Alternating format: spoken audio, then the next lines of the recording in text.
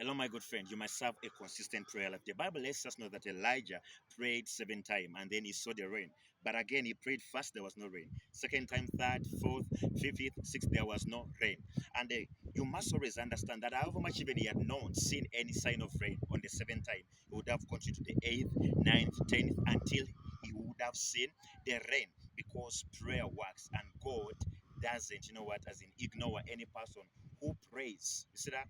And today I pray that may God give you what we call a consistent prayer life. Because it doesn't mean that when God doesn't answer the first time, that he will not answer forever. He's not the son of man to lie. You see that? And it's the God of all flesh. Is there anything too hard for him? So when you come to him in prayer, yes, he has not done it the first time, but you must always continue. That's why the Bible lets us know that we must always pray without ceasing. First Thessalonians chapter 5 and then verse 17.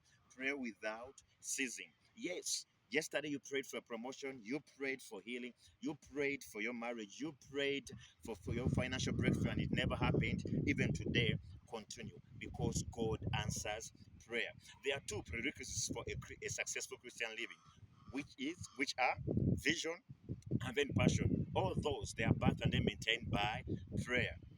Any believer who is not praying, of course, you will be as in a target to the devil's, plans. But whenever you pray, you are able to tap within the plans that God has for you in Jesus' mighty name. And you must always have what we call a heartfelt prayer. A heartfelt prayer.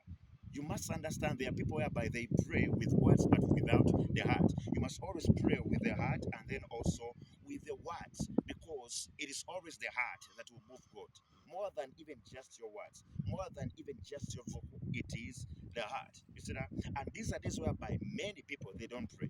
We have many singers, but few clingers in the realm of the spirit. We have many as in organizers of events in church and few as in agonizers in the spirit. We have many fears in church and few tears in the sacred place. We have many interferers and we have few intercessors. So may God give you the grace so as you can be among the few people that will always devote themselves to continuous prayer in Jesus' mighty name. Because we have an anniversary, but you must always be alert in the spirit. You must always be sober in the spirit. Men ought always to pray and then not to faint. You can see life and choose to faint, or you can choose to pray about it because God answers prayer.